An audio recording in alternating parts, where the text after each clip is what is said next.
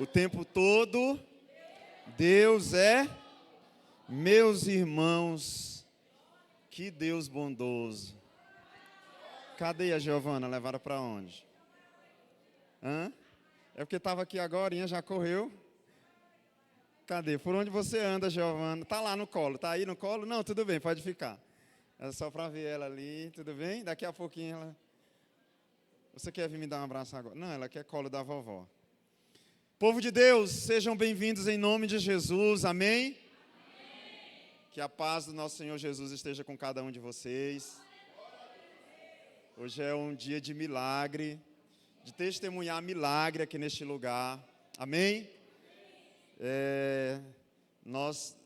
O apóstolo Paulo diz em Filipenses 4 que descobriu o segredo de viver contente a partir do verso de número 11. E ele vai deixar bem claro que não é dinheiro, não é sobre vestimenta, mas é o quanto o coração dele aprendeu a confiar no Senhor. Nós certamente precisamos descobrir, todos vocês que estão aqui, o segredo de viver contente. Irmãos, o segredo é servir a esse Deus poderoso, que faz infinitamente mais do que tudo aquilo que pedimos ou pensamos. Amém? E nesse culto de gratidão a Deus, pela vida da Giovana, por tantos milagres que aconteceram, né? Outra irmã já falou comigo hoje, pastor, eu quero testemunhar o meu milagre. Nós temos visto milagres também. Tem o Brian, não sei se o Brian está aqui hoje, não está aqui hoje, estava domingo, o Brian também estava ali no São Rafael e a gente orando, graças a Deus ele está de alta, está congregando já. É desse tamanhozinho, menino, está congregando já com os pais, né? E Deus tem feito maravilhas em nosso meio. Amém? Eu quero convidar a igreja a abrir a sua Bíblia em Salmos, Velho Testamento. Você vai achar o livro de Salmos. Se você achou Provérbios, volta mais um pouco. Se já está em Jó, passa um pouco agora. Venha para o capítulo de número 136, ou o número de 136, verso de número 1. Salmos 136, 1. E eu queria ler com a igreja me ajudasse aqui. Eu vou ler a primeira parte e a igreja a segunda parte, irmãos, amém? Olha, os teólogos não chamam de capítulo, Salmos, pela forma como ele foi escrito, mas ele é assim, ele vai dar o motivo para dar graças, e depois ele sempre diz, o seu amor dura, amém? Então nós vamos ler aqui até o verso de número 12, eu acho. E eu vou dar um exemplo, eu vou dizer, deem graças ao Senhor, porque Ele, aí a igreja, o seu amor dura para sempre, amém? Vamos colocar de pé e fazer algo bonito aqui agora, em nome de Jesus. Abra sua Bíblia, eu vou sempre ler essa primeira parte e a igreja vai ler a segunda. Claro que você pode ler todo, mas eu digo em voz alta. A segunda parte, que é o seu amor, essa versão está leal. Encontra a versão que diz só o seu amor dura para sempre, para facilitar a leitura. Eu acho que é o amor, seu amor dura para sempre.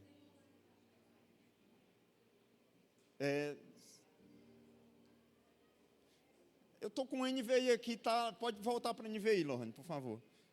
O seu amor dura para sempre. Ótimo, ali. Volta, qual é lá?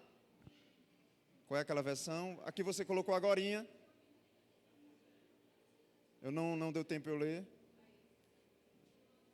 É uma versão mais resumida, só para a gente ler mais rápido. Passou agora, eu não vi qual foi a versão. Vamos ler. Volta para a NVI. Aí. O seu amor dura para sempre. Amém. Vamos fazer a leitura. Eu vou ler a primeira parte. Nós, como igreja, vamos declarar em alta voz. E você pode pensar, pastor, para que isso? Só para ler, irmãos? É a palavra de Deus. A gente vai estar profetizando sobre a nossa vida. Amém? Deem graças ao Senhor, porque Ele é bom. Deem graças ao Deus dos deuses. Deem graças ao Senhor dos senhores, ao único que faz grandes maravilhas. Aleluia. Que com habilidade fez os céus, que estendeu a terra sobre as águas. Eita, o inferno estremece, irmãos. Aquele que fez os grandes luminares. Aleluia. O sol para governar o dia. A lua e as estrelas para governarem a noite. Aquele que matou os primogênitos do Egito. E tirou Israel do meio deles. Com mão poderosa e braço forte. Aquele que dividiu o mar vermelho. E fez Israel atravessá-lo. Até aqui, você pode dar um glória a Deus e aplaudir. Podeis assentar. Amados, essa é uma verdade bíblica. O texto que nós acabamos de ler não diz que o Senhor está sendo bom. O texto que nós acabamos de ler não diz que o Senhor foi bom. É comum nos nossos dias as pessoas falarem assim: Deus tem sido bom comigo. E eu entendo que isso é um vício de linguagem. Só que tem sido, está sendo, foi, é uma linguagem temporal, irmãos. Aquilo que foi bom é temporal. Aquilo que tem sido é temporal. Aquilo que vai ser é temporal. Mas o amor de Deus, ele não se limita às nossas estações, ao nosso calendário, ao nosso cronograma, às nossas datas, às salas, o ambiente. O mesmo Deus que está conosco hoje aqui recebendo, como diz Romanos 11:36, honra, glória, louvor, poder e majestade, é o mesmo Deus de Enfi Glaziano que estava com a Giovana naquela UTI, porque Ele é atemporal, o amor dele é para sempre. Aleluia. A minha avó Severa, esses dias a gente estava ali na Beth Shalom, conversando sobre a minha avózinha Severa. Talvez alguns aqui conheceram ela. Dona Severa, mãe do seu Salvador. E eu lembro dela me falando desse amor, irmãos. Há 20 e tantos anos atrás.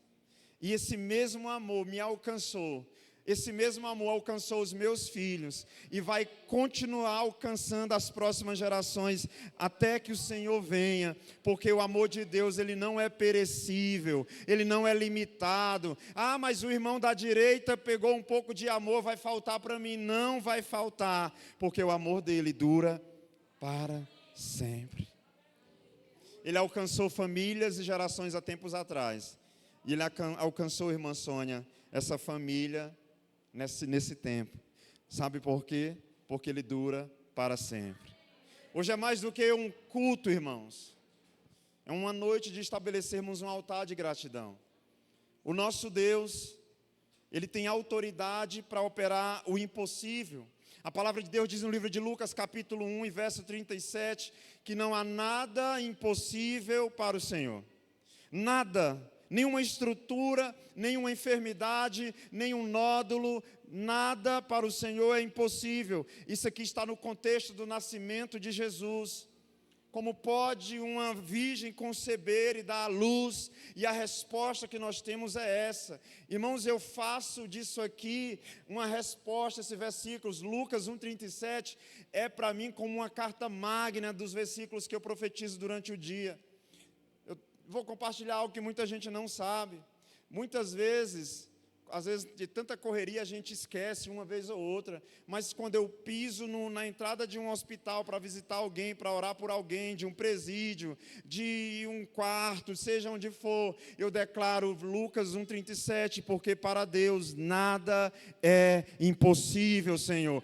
Era impossível até Deus colocar a mão dele, mas esse Deus não conhece o impossível. Obrigado, irmã Luísa. Vocês creem nisso? Aquela canção que diz, eu já vi desenhista o desenho errar, uma planta de casa o arquiteto falhar, mas o meu Deus nunca falha, o que faz é perfeito. Ele faz desenho em cima do mar, bendito seja o nome do Senhor. Amém? E hoje nós nos reunimos aqui para agradecer o Senhor, porque uma criança, até um dia desses, não podia ser colocada no colo, estava em um leito de UTI, e hoje, quando eu cheguei ali que vi ela, ela disse, eu quero o colo. Você já parou para pensar que até pedir colo é um motivo de um culto de gratidão ao Senhor? Já parou para pensar que tem muitas mães que estão com saudade do colo dos seus filhos? Tem muitos filhos que estão com saudade do colo dos seus pais. Alguns nem sabem se terão novamente. Sabe, a gente hoje abraçou, a gente hoje cheirou alguém que a gente ama. No livro de Salmos, capítulo 34, verso 8, provem e vejam como o Senhor é bom. Como é feliz o homem que nele se refugia. E a expressão aqui é se refugia. Você sabe o que é se refugiar, irmãos? Você já viu falar do campo de refugiados? É um lugar onde as pessoas desesperadas, aflitas, se escondem para se proteger. Eu falei hoje para uma pessoa, Salmos 91, que o descanso que o cristão tem é a sombra do onipotente, do Deus que pode todas as coisas. Amém, irmãos? E nós estamos hoje aqui para testemunhar isso. Existe uma pergunta que nós talvez às vezes não consigamos responder. O que nós temos feito, irmãos, para retribuir as bondades desse Deus? Salmo 116, 12. Se você puder abrir a sua Bíblia, no 116, 12, o salmista faz uma pergunta: como posso eu retribuir ao Senhor toda a sua bondade para comigo? Queridos, essa é uma pergunta que ecoa nos nossos corações. O que eu posso dar para um Deus que tem tudo? Eu não sei se alguém aqui já passou dos 10 anos de casado. Será quem tem mais tempo de casado aqui? 10. Quem passou de 10, levanta a mão. Meu Deus. 20. 21 ali. 30. Quem passou dos 30? 40, gente. As mãos estão baixando. 50 anos, alguém de casamento. 40. Alguém com 50 de casamento? Ali. Uma. 55. Ó, baixou a mão lá. 55. Quantos? Meu Deus, aplauda Jesus!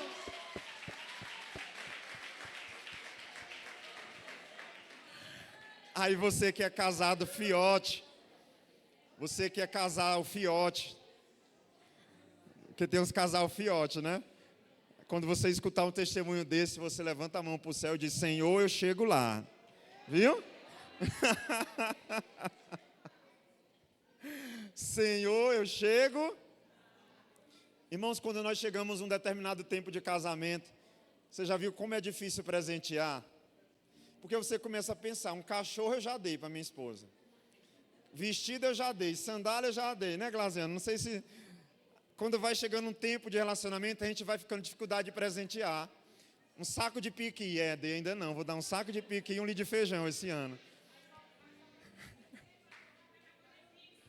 É Pix, ei, negócio de Pix aí, acabou o romantismo. O salmista, Salmo 116, 12, ele diz, o que eu vou dar ao Senhor por tudo que Ele tem feito para comigo? Irmão, o que é que a gente pode dar para um Deus que tem tudo? O que é que a Jennifer, o Glaziano vão entregar para Deus pelo milagre da Giovana? Você já parou para pensar? E o próprio salmista responde, mais na frente no verso 17, oferecerei a ti, Senhor, um altar de gratidão, um sacrifício de gratidão, e invocarei o nome do Senhor. É o que está acontecendo aqui hoje. A única coisa, irmãos, que nós não podemos, que Deus não tem sem a gente entregar é o nosso coração. Ele é dono de tudo. Ele é Senhor da geografia, Ele é Senhor do tempo. Ele é o alfa, a primeira letra, Ele é o ômega, a última letra. Apocalipse 20 narra como todas essas coisas vão terminar. 21:4 vai falar sobre a Nova Jerusalém. E a única coisa que Deus não tem sem que a gente entregue é o nosso coração. Então o salmista diz: o que darei eu ao Senhor em retribuição a todos os seus benefícios para comigo? E a resposta é o que nós estamos fazendo aqui hoje. Invocarei, oferecerei um altar de gratidão ao Senhor em retribuição a todos os seus benefícios. Queridos, às vezes eu quero abrir um alerta aqui. Alguns de nós têm esperado acontecer um milagre poderoso, como esse da cura da Giovana, para fazer um culto de gratidão. Mas nós nos esquecemos que se você acordou vivo hoje, isso é motivo para dizer: Senhor, a tua misericórdia me alcançou nessa manhã.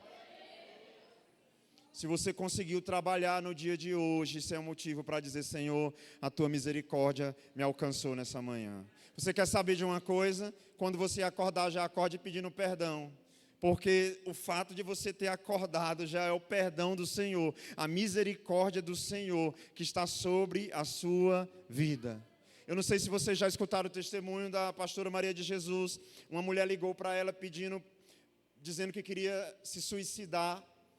E ela disse: eu quero tirar minha vida, eu não estou desgostosa da minha vida, eu não quero mais saber.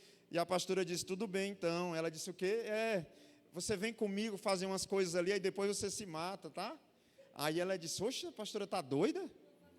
Aí ela pegou ela lá, passou ela lá, pegou ela no carro e começou a andar pela cidade, irmãos. Comprou várias marmitas, se eu não estiver enganado, foi no lixão, entregou marmitas no lixão, passou, acho que no lado do Renascer Feminino, onde cuida das mulheres que estão se recuperando das drogas.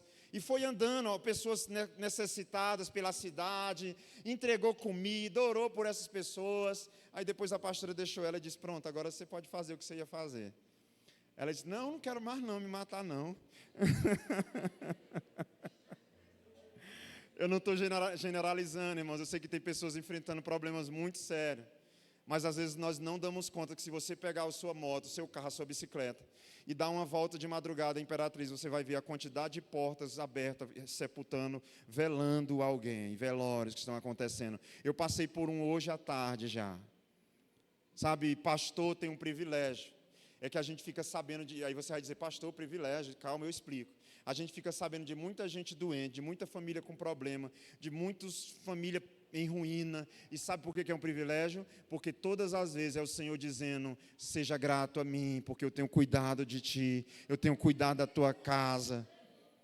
Todas as vezes que uma mãe pede para orar por uma criança doente, eu lembro dos buguelos comedor de farinha que eu tenho lá em casa, e eu levanto as minhas mãos para o céu e dou graças ao Senhor. Sabe por quê? A Bíblia diz em Salmo 103:15, a vida do homem é como a relva. Você sabe o que é a relva? Tem um povo aí que não veio do interior, não sabe o que é a relva. O salmista fala também do uruvai. É aquela aguinha que cai no mato logo cedo pela manhã. E ele está dizendo que a vida do homem é como aquela aguinha que cai no mato logo cedo pela manhã. Daqui a pouco ela evapora, irmão. Quem acordar às 5 horas da manhã vai ver, mas a turma das 7 da manhã talvez nem vê mais.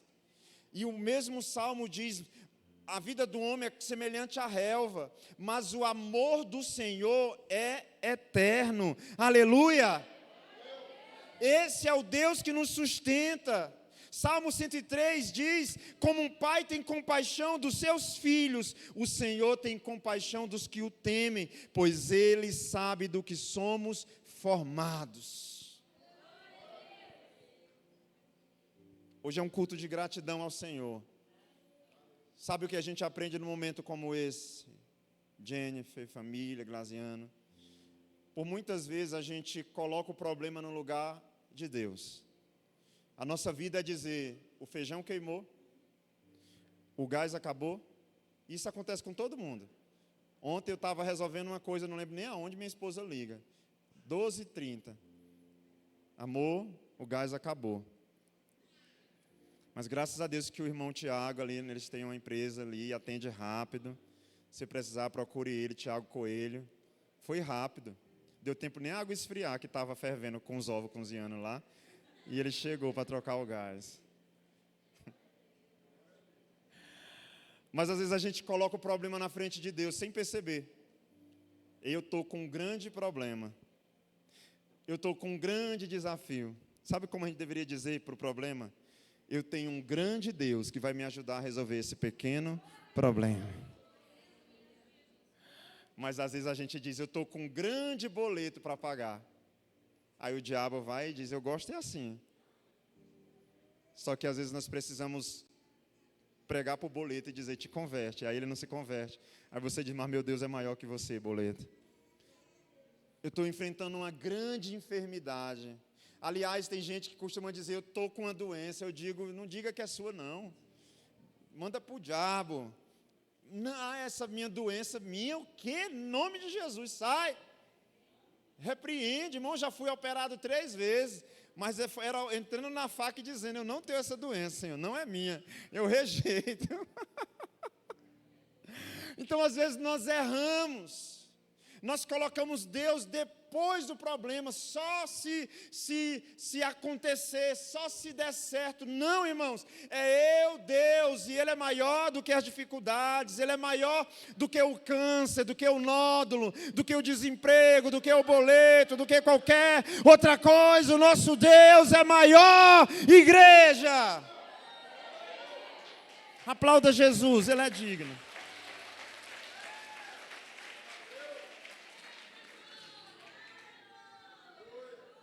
Não há nada impossível para o Senhor. Irmãos, foi isso que as irmãs de Lázaro ouviram em João 11, quando foram dizer para Jesus, por que o Senhor não chegou mais cedo? Eu imagino Jesus olhando para o Pai, dizendo, ela nem sabe que eu não me atraso.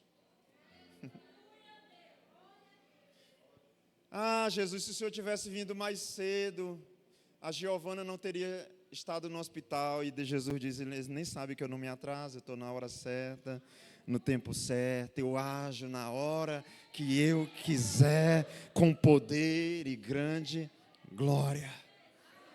E é justamente as irmãs de Lázaro que vão ouvir Jesus dizendo em João 11, 25, eu sou a ressurreição e a vida. Aquele que crê em mim, ainda que esteja morto, viverá. Lázaro, bora Lázaro, sai daí, homem. Sai daí que as tuas irmãs estão aqui meio encabuladas, achando que eu demorei. Fala para elas.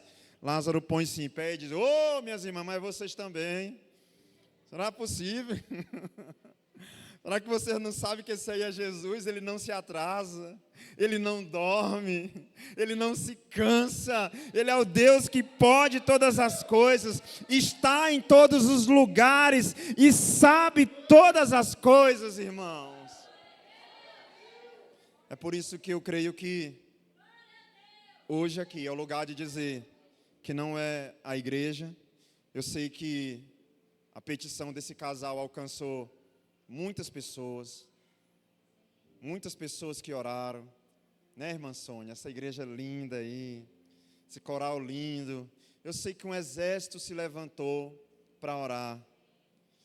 Mas Romanos 11:36 diz que dele, por ele e para ele são todas as coisas. Existe uma linhagem de pessoas que acreditam que o livro de Jó é só um conto de fadas. Sabe por quê, irmãos? Porque as pessoas não querem acreditar que existiu um homem com tamanha fé na Bíblia. Um homem que disse para tudo, nu saí do ventre da minha mãe e é nu que tornarei para lá. Um homem que entendeu que ainda que Deus não faça, Ele é Deus. Se Ele fizer, é Deus. Mas se Ele não fizer, continuará sendo Deus, irmãos. Você crê nisso? Eu tenho um recado para você que carrega alguma necessidade de milagre. Deixa eu te falar uma coisa. Nenhum de nós vai estar pronto para o milagre enquanto a gente não tiver um problema difícil demais para a gente resolver. Sabe qual é o problema? É que nós nos acostumamos a ser uma geração de pessoas que diz assim, eu vou dar um jeito. Você já viu como é que é? O carro quebra, eu vou dar um jeito. Faltou dinheiro, eu vou não dar um jeito não. Dá meus pulos. É canguru, é? É sapo. Você já viu que é assim que a gente fala? Eu vou dar meus pulos. Né? A energia, vou dar meus pulos, eu vou dar meu jeito. E isso tem feito com que a gente esqueça de Deus, irmãos. Alguns de nós nos esquecemos que é o Senhor que faz. Alguns de nós nos esquecemos que é o Senhor que opera. Que é Ele que prepara o bloco cirúrgico, que é Ele que prepara a sala, o ambiente de trabalho, que é Ele que vence as guerras, irmãos. Quando Davi vai enfrentar Golias, e Golias se ofende por causa da estatura de Davi, por causa da vestimenta de Davi, por causa do tamanho de Davi. E Davi diz, eu vou, não é me garantindo, porque ele disse, eu acho que ele imaginou, se for por mim mesmo, me rodei. Ele diz, eu vou em nome do Senhor dos Exércitos. Deixa eu te falar uma coisa. O povo filisteu era um exército, preste atenção nisso.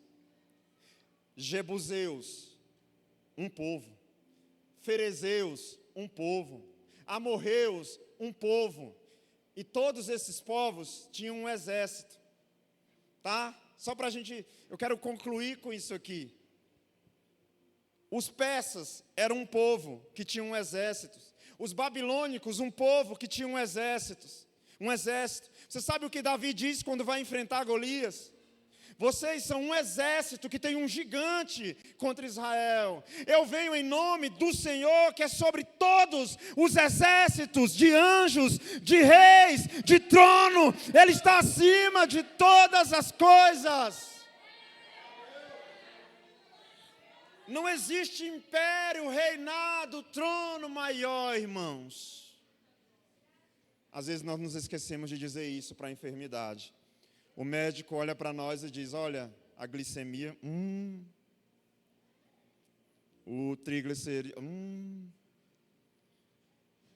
deixa eu ver eita, deixa eu ver o coração, meu Deus, e a gente vai deixando aquilo ofuscar a nossa fé.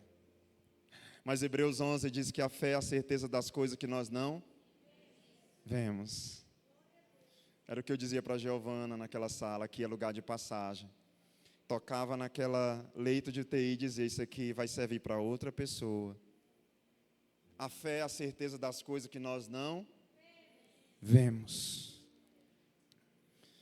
Se nós tivermos fé, tem coisas que estão sendo geradas, irmãos, no mundo espiritual.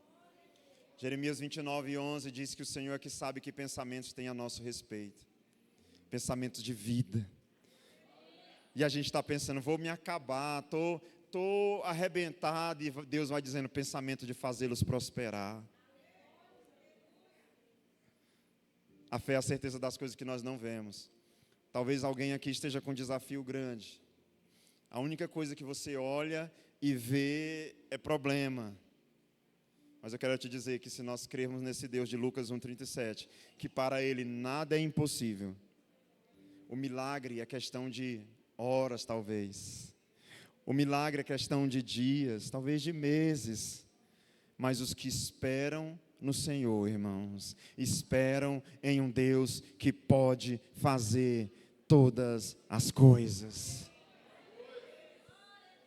E para concluir, eu quero te fazer uma pergunta. Você já viu esse Deus falhando alguma vez? Eu já prometi coisa que eu não pude cumprir. Eu já prometi visita que eu não consegui ir. Pastor é falho, tem gente que vai zangar com a gente. Às vezes nem é que a gente quer. É porque não deu, é porque aconteceu alguma coisa. Seu marido, talvez você ache ele perfeito, mas ele tem defeito. Sua esposa tem defeito. O patrão que você diz, eita, agora eu achei o lugar, ali é perfeito aquela empresa. Pois é, vai chegar uma hora que ele vai dizer, rapaz, aí você vai dizer, mas rapaz, vou sair fora. Tem defeito. Agora o Deus que eu sirvo, irmãos, Ele é fiel. Ele foi fiel? Foi. Ele está sendo fiel? Está. Ele será fiel? Será. Mas Ele é fiel, hoje, aqui e agora.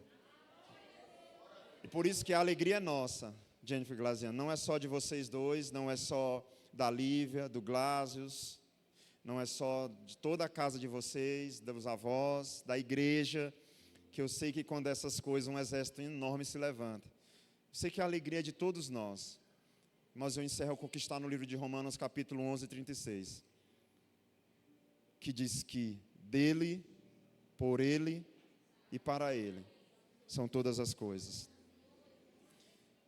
Irmãos, e vai ter gente curada que não vai voltar para agradecer. A Bíblia fala de uma estatística de 10 que foram curados. Mas alguém que teve um encontro verdadeiro com Jesus Cristo. Alguém que sentiu um toque do Espírito Santo no seu coração.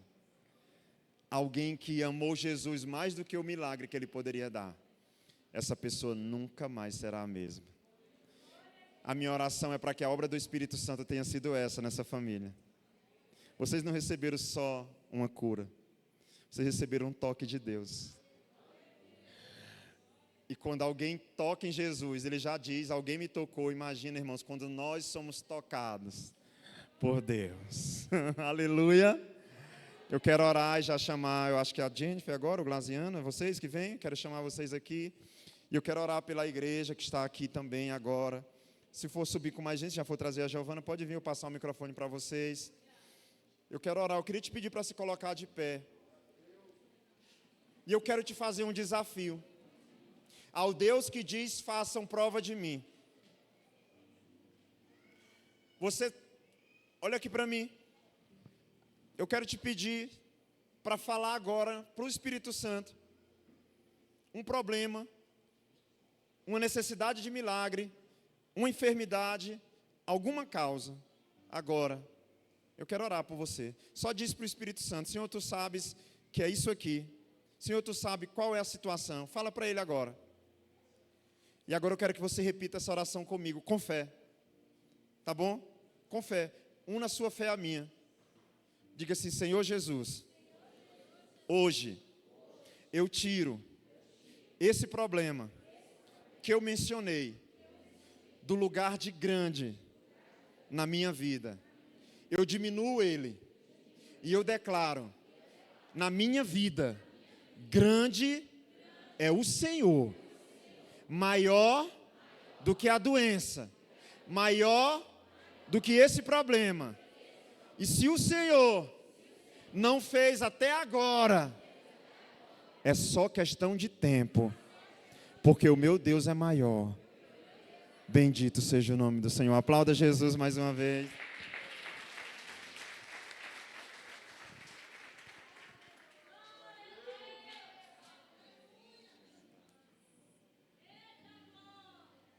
Eita, Deus bom. Pode sentar, irmãos.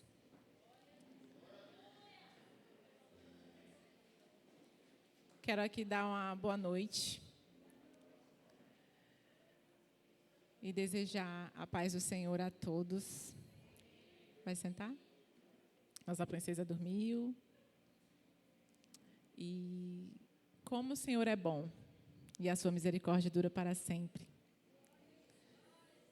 Eu tenho vivido dias intensos e de milagres.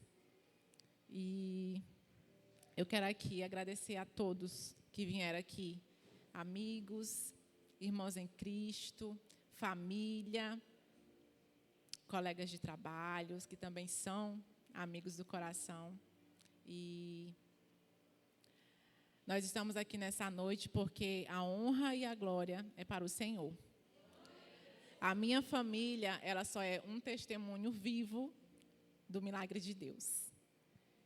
E eu sei que muitos estão aqui passando por algum momento difícil. A enfermidade chegou na minha casa, junto com ela o luto queria entrar. Mas o luto só bateu na porta e não entrou. E eu vivi o que eu nunca vivi, uma experiência com Deus como eu vivi nesses últimos, quase tem 30 dias que a Giovana recebeu alta, e por já estar com mais de 60. Tudo começou no dia 15 de março. A Giovana dormiu de um jeito e acordou de outro. E ela acordou com uma dor no pescoço, como se fosse torcicolo. Como se ela estivesse dormindo e acordou, de mau jeito. E então, no decorrer do dia, ela foi piorando, foi sentindo mais dor no corpo, ela foi tendo febre, e a febre dela veio muito alta. E nós, como pai e mãe, medicamos ela, né, com remédio para febre, ou ela estava reclamando muito de dores abdominais também. Mas quando foi na madrugada de domingo para segunda-feira, ela começou a vomitar muito, vomitar, e não parava de vomitar. Então, fomos para a UPA. Lá ela foi medicada, tomou o soro, fez os exames, fez um raio-x do peito. O peito estava limpo, sempre permaneceu limpo, graças a Deus. Mas, como ela foi medicada, então, voltamos para casa e, quando foi à tarde, recebemos o resultado do exame de sangue, onde ela deu infecção bacteriana. A infecção dela já estava, né, só aumentando. Não estava tão alta, mas já estava numa infecção bem... E então ela já foi medicada para casa, mas então na segunda para terça-feira ela não teve melhora, mesmo medicada, ela não veio melhorando, e retornamos ao hospital, na UPA, onde lá a médica que atendeu de plantão na madrugada da terça-feira, ela suspeitou de meningite na Giovana, aonde esse diagnóstico clínico precipitado foi o que fez com que passasse todos esses dias tomando antibiótico e remédio viral. E na terça-feira ela internou. Então, não só ela ficou em isolamento, eu e o pai dela também ficamos em isolamento até ela fazer o exame de líquor, que é o exame da coluna, onde ela tinha que passar por um procedimento desse cirúrgico. E ela não fez no dia porque ela tinha bebido água e ela tinha que estar com dieta total, sem comer. E na quarta-feira, então, a gente passou e ela veio piorando. Ela ficou ressecada, ela ficou com a língua bem cortada também, ficou com o corpo todo vermelho e começou a inchar. Ela passou 24 horas sem fazer xixi. E nesse dia, o pastor Lucas ele foi para visitar a gente, visitar a Giovana no isolamento. E nessa noite, antes dele ir embora, ele fez uma oração. E o milagre começou a partir daqui. Assim que o pastor saiu do quarto, a doutora chamada Jennifer também, e veio para chamar, para colocar a sonda na Giovana para que ela pudesse fazer xixi, porque ela estava muito inchada, muito desidratada. E quando a gente já estava na mesa para poder fazer o procedimento na Giovana, ela ia fazer sem anestesia, sem nada, né? Ela gritou e começou a dizer que queria ir ao banheiro.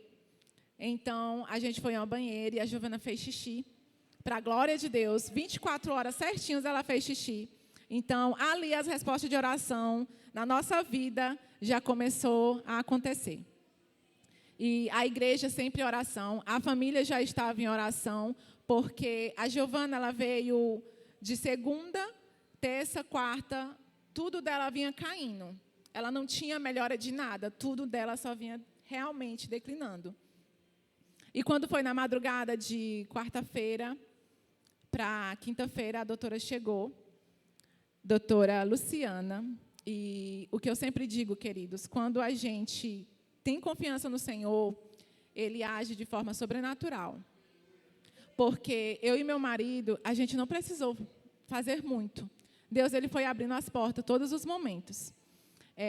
O diagnóstico da Giovana foi difícil naquele momento, porque várias pessoas viam até nós e falavam que a Giovana estava com a meningite, mas o exame de líquido deu negativo, para a glória de Deus. E como ela ficou com 24 horas sem fazer xixi, ali já foi um momento grave na vida da Giovana, porque os rins dela já estavam dizendo, eu não estou funcionando bem. E a nefro, a doutora Patrícia, chegou naquele dia e falou assim, essa criança já era para estar na UTI, por que ela não está na UTI? Então, eu e o meu esposo olhamos um para o outro e falamos assim, para UTI, mas por que para UTI? E os médicos nunca dão detalhes do que está acontecendo. Então, a gente, às vezes, fica sem saber algumas certas respostas, né? A gente ouve, tenta entender. E a Giovana, na quinta-feira pela manhã, ela subiu para a UTI. onde até o momento ela estava bem. Aparentemente, em questão de ficar lá só para ser bem monitorada e observar melhor a questão dos rins dela, porque ela deu encefalopatia urêmica. O que significa isso? A encefalopatia urêmica é quando o rins ele volta a funcionar, mas ele não filtra as toxinas. E, com isso, a Giovana, na quinta-feira de manhã, quando a gente vai para casa, a gente fica com aquela angústia. E esse dia nós não dormimos, com medo de receber uma ligação da UTI. E quando foi na quinta-feira de manhã, ela subiu na quarta de tarde. Ela não passou nem 24 horas nesse primeiro momento. Então, na quinta-feira, a doutora ligou, a UTI, né, o pessoal da UTI ligou para a gente. E eu não vou chorar. E o coração fica para sair. Aqui é a mãe da Giovana? Eu disse sim. E eu já fiquei, eu disse, meu Deus, o que aconteceu? E ela falou, não, porque a médica pediu para você vir pegar a Giovana para descer para a enfermaria. Aí eu fiquei muito alegre, disse, a Giovana está bem, a Giovana está bem, a Giovana está bem. Então, vamos voltar para o hospital. Na mesma hora, voltamos, chegamos lá, pegamos ela da UTI, onde a doutora olhou para mim e falou assim, não tem por que ela estar aqui comigo. Eu vou observar ela, eu vou cuidar dela, mas com você aqui do lado, porque a Giovana ela é muito agitada. E essa questão dos rins dela fez com que ela tivesse mais agitação do que o normal. Então, nós descemos para a enfermaria, mas quando nós descemos, nós começamos a observar a Giovana mais agressiva, mais irritada do que de costume dela. Então, eu comecei a falar para o meu marido, começamos a falar para os médicos a questão dos antivirais e dos antibióticos. A Giovana teve uma hora que ela desceu da cama e pedia e saiu correndo. E se eu não tivesse tirado o soro, teria arrancado da mão dela. Mas a doutora desceu, conversou comigo. O médico chegou, aonde eu fui pedir socorro para a enfermeira. O médico chegou e falou assim, mãezinha, mas você sabia que ela está com... Não é meningite, é o outro nome. Não é encefalopatia. Encefalite. Obrigada, gente. Encefalite. Eu disse, não, doutor. O exame que ela fez deu negativo. O líquor dela está limpo. Ela não tem nada neurológico. Ela não tem nada no cérebro dela. Ele, pois tem. Aí foi outro susto. Foi outro desespero. E, nesse momento, o meu esposo ainda estava... Não estava comigo, amor? Estava. A gente pegou o óleo ungido. E eu comecei a ver o meu esposo nesse dia a agir como eu nunca tinha visto ele agir em todos os nossos anos de casamento. Foi orar. E, naquele momento, a gente não tem vergonha, a gente, não sente um certo medo.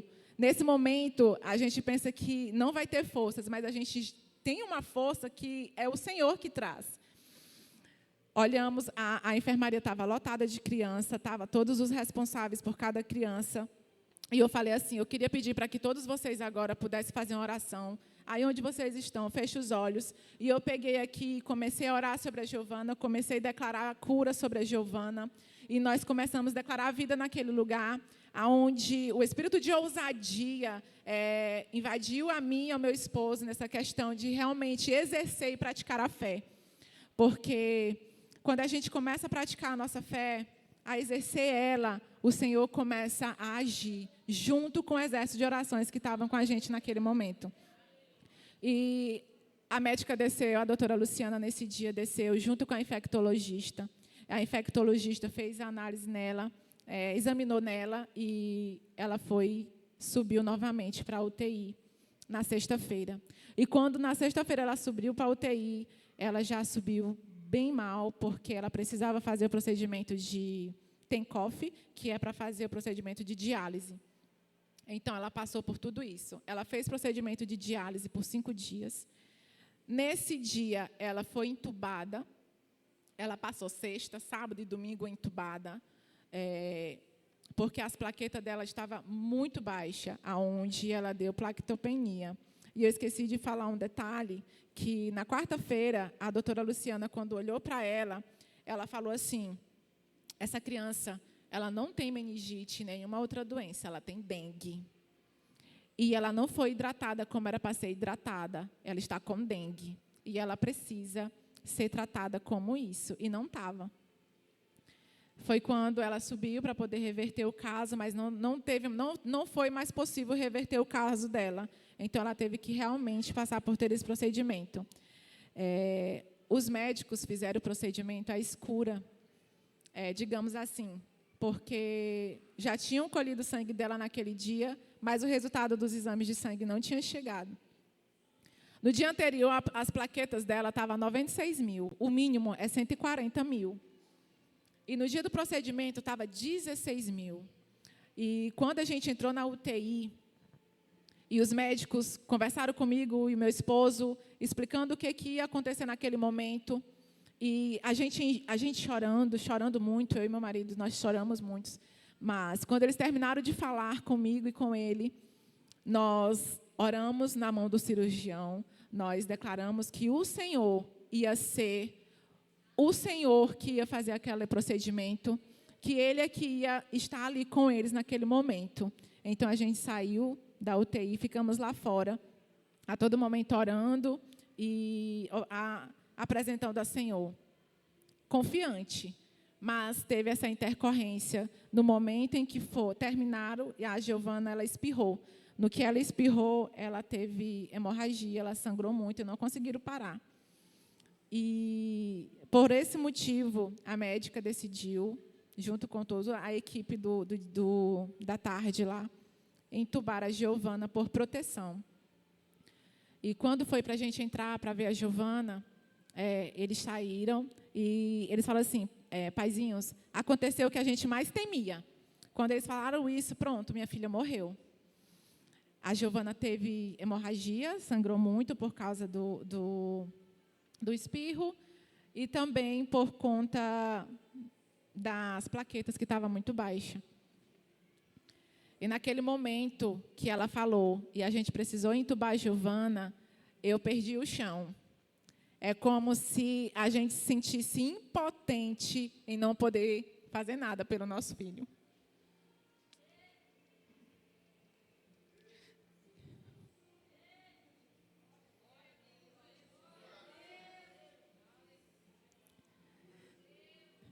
E é aí onde Deus chega e fala assim, porque agora é a minha vez de entrar e fazer o que eu sei fazer. Os médicos, aquela equipe, nós sempre orávamos por toda a equipe que fosse pegar a Giovana. A gente sempre apresentou cada profissional ao Senhor, para que todos eles fossem direcionados por Ele. E isso, queridos, é fé. Porque tinha horas que o medo invadia dentro de mim, que eu pensei que eu ia perder a minha filha. Eu pensei que eu não ia voltar com ela para casa. E quando ela entubou naquela sexta-feira, e nós voltamos para casa, e a gente orando com os nossos filhos, e ela passou sexta, sábado e domingo entubada. Mas no sábado, quando a gente retornou para a visita, eles permitiram entrar nós dois. E a doutora Luciana, ela chegou assim e falou, agora eu posso respirar, paizinhos. Uma querida mesmo, que foi o Senhor que colocou na vida da Giovana e na nossa vida para cuidar dela, com toda a experiência que ela tinha. Então, ela chegou para mim e para o Glaziano e falou assim, olha, eu não sou nem de dar porcentagens sobre pacientes, mas ontem a Giovana ela tinha 99% de chance de vir a óbito. E Deus, obrigada. E Deus, Ele trabalhou no 1%. Porque se ela tinha 99% de chance de vir a óbito, o 1% de vida que ela tinha foi o Senhor quem fez. E eu sou muito grata por isso. E quando ela foi entubada na segunda-feira, pela manhã, quando eu entrei na sala de UTI, junto com o pastor Lucas, que eu vi ela sem o tubo, eu agarrei no braço do pastor Lucas, pastor, ela está sem o tubo. Sabe, eu fiquei tão feliz naquela manhã, mas tão feliz, que ela olhou assim e virou. Ela ainda estava ainda desmamando a sedação e ainda estava bem irritada. E quando à tarde eu percebi que ela estava ficando assim um pouco ruim. A saturação dela estava oscilando, a respiração estava oscilando, e aquilo mexeu comigo. Mas para os médicos estava tudo ok, estava tudo bem. E nós, como pai e mãe, a gente fica apreensivo em ver o nosso filho daquele jeito, entubado, como vocês puderam ver a foto dela na intubação. Não foi fácil ver a nossa filha. E ela precisou passar por transfusão de sangue. Ela recebeu 4 bolsas de sangue. Ela recebeu, se eu não me engano, foi 6 de plaquetas e 4 de plasma, foi 2 de plasma, para as plaquetas dela começarem a subir. E ela tinha que responder bem à diálise e a esse procedimento do rins, que era filtrar as toxinas, para ela poder parar porque a encefalopatia urêmica causa confusão mental e essa irritabilidade, que foi quando o médico falou que ela estava com encefalite, e não era por causa da encefalopatia urêmica. As toxinas não estavam saindo do organismo.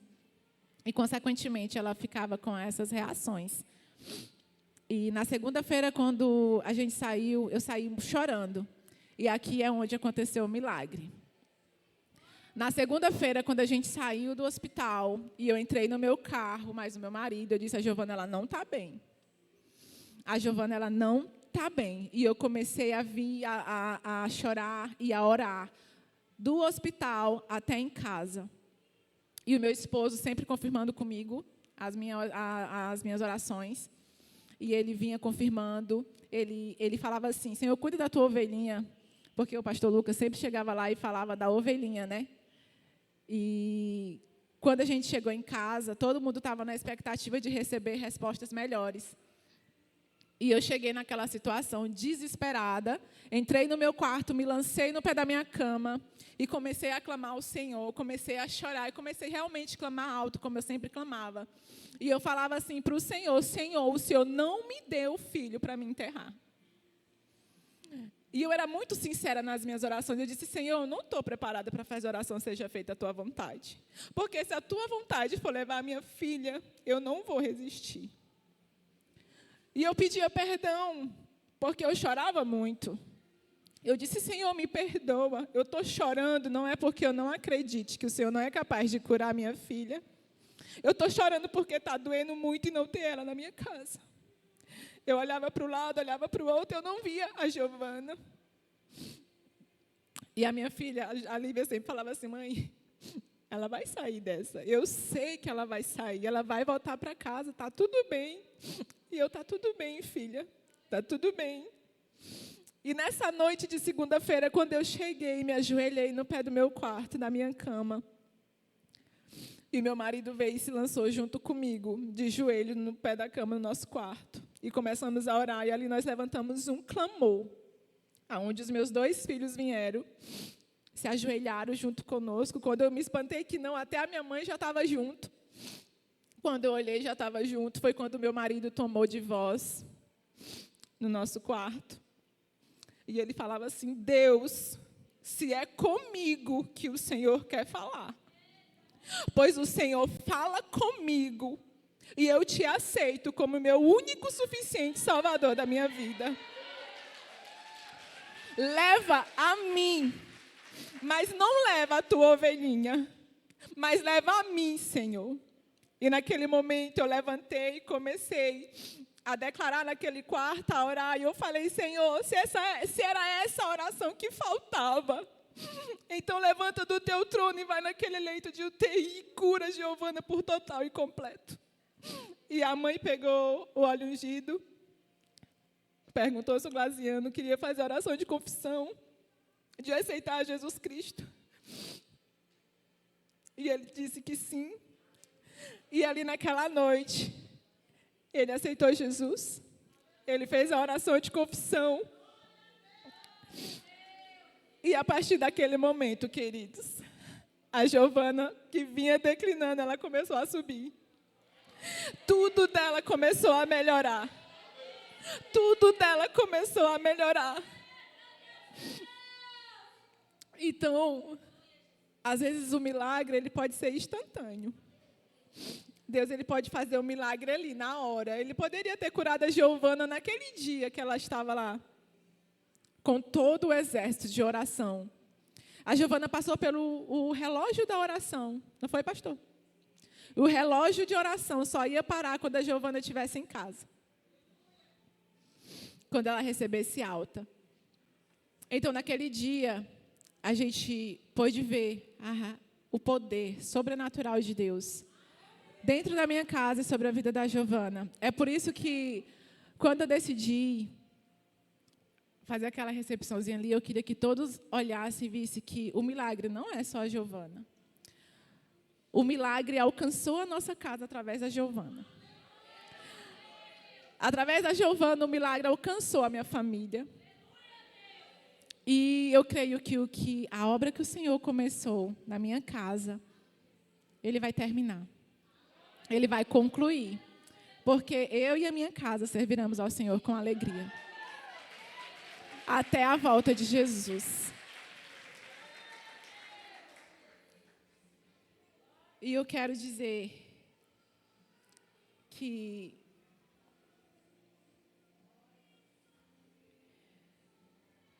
Deus ele é um Deus de milagres. Deus é um Deus que ainda faz milagres. Deus é um Deus que responde orações. Porque a Giovana é resposta de oração de muitos aqui. De muitos aqui. E se você hoje está passando por alguma dificuldade, doença, familiar, no relacionamento, sabe? Quando a gente exerce nossa fé e quando a gente realmente coloca o Senhor no controle, entrega para Ele, descansa, Ele faz. Eu nunca cheguei nessa situação e perguntei ao Senhor por que aquilo estava acontecendo, nunca. Se eu disser que eu falei isso, eu estou mentindo, eu não falei. Mas eu cheguei para o Senhor e falei assim, Senhor, para que está acontecendo isso na minha vida? O que o Senhor quer falar comigo e com os meus aqui dentro? E o Senhor queria alcançar a minha vida e a vida do meu marido e a vida dos meus filhos através da Giovana.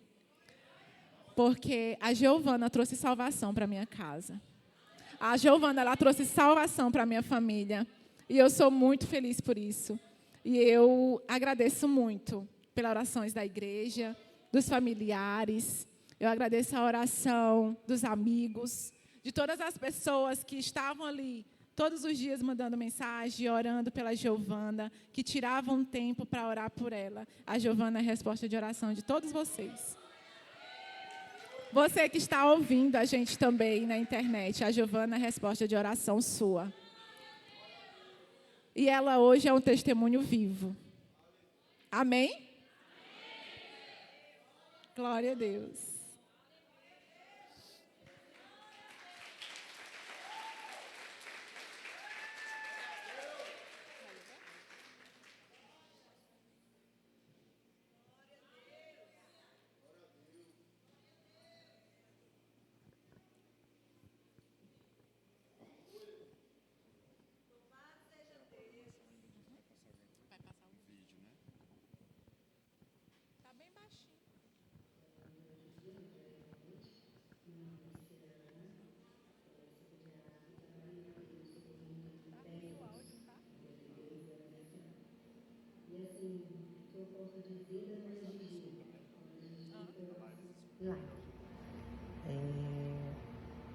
Eu mesmo cheguei a falar para a mãe, vamos orar, porque acima de nós, de todos nós, está Deus, porque estamos diante de um quadro muito difícil, né?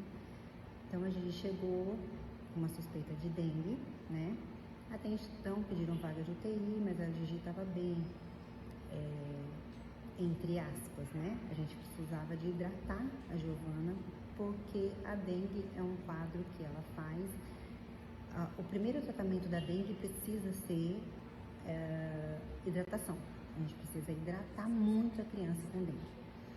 E esse diagnóstico foi meio tardio e a gente perdeu um tempo. Perdendo esse tempo, a gente teve uma lesão renal. O rim interpreta que ele não pode mais filtrar, que ele não pode mais deixar o xixi sair, porque senão ela vai perder líquido, ela não podia perder líquido. Então isso faz uma lesão renal. Eu desci a Giovana porque ela estava muito agitada, querendo ficar com a mãe. E esse ponto eu acho que a UTI, como não pode ficar lá dentro, ela estava ficando mais agitada ainda. Falei, não, vamos descer a Giovana, eu vou acompanhar daqui, porque a gente vai hidratar, vai fazer o que precisa para ver se a gente consegue recuperar esse rim. Se a gente recuperar o rim, tranquilo, ela não precisa de UTI, vai melhorar. E assim foi, a gente foi para a enfermaria. E eu, como falei, fui acompanhar. No dia seguinte, ela teve um quadro de uma agitação, e esse quadro de agitação chama atenção pela encefalopatia urêmica. A gente aumenta a ureia no organismo porque o rim não está filtrando. Então o rim estava funcionando, porém ele não estava filtrando. As escórias, que a gente chama, que é a ureia, a creatinina, começa a aumentar. E quando a ureia aumenta muito, ela dá uma encefalopatia urêmica. Eu falei, não, a gente não conseguiu reverter, a gente precisa trazer a Gigi para UTI. Levamos a Gigi para UTI e realmente ali começou o nosso drama, porque imediatamente eu já pedi para que fosse feito uma passagem de Tencoff, que é um catéter para a gente fazer uma diálise peritoneal, para substituir a função do rim, porque o rim não estava conseguindo filtrar. Ao mesmo tempo, a gente já foi passar uma sondinha para alimentar e tudo mais. E quando a gente percebeu por um espirro, ela lesou um vaso do nariz. E esse vaso do nariz sangrou muito. Naquele momento eu achei que eu ia perder a Gigi pelo sangramento nasal. E assim, isso indica pra gente que a plaqueta está muito baixa. E realmente a plaqueta dela estava 16.000, ou seja, pra gente é normal acima de 400.000. Ela estava com 16.000 plaquetas. Foi onde eu entubei a Gigi por prevenção, porque ela podia deglutir e também broncoaspirar esse sangue, e acaba que fazer uma broncoaspiração por sangue, e o que não seria nada bom. Um desafio entubar? Muito, porque numa dessas, quando eu vou entubar, eu posso lesar algum vaso da traqueia. Se eu lesasse algum vaso da traqueia, ia sangrar o pulmão, porque ela já estava sangramento constante. E naquele tempo, naquele mesmo momento, o colega já tinha passado o catéter de Tencoff, que é uma microcirurgia, mas não é uma pequena cirurgia, mas é uma pequena cirurgia. E Deus segurou a mão do cirurgião naquele momento, que tanto o catéter de Tencoff como o catéter que a gente passou central, para poder ir sangue, tudo que ela precisasse tomar naquele catéter, fosse a gente conseguisse fazer, porque ela não tinha mais veia. A gente tentava pegar as veinhas estouravam e a gente não podia estar furando ela. Então, o catéter de Tencoff e o catéter central foi passado com ela com 16.000 plaquetas, e ela não sangrou. E ela sangrou depois com um espirro, ou seja, esse sangramento foi para dizer pra gente, a plaqueta tá baixa, mais do que vocês estão pensando, porque no exame anterior não tinha dado já tão baixo, e de poucas horas.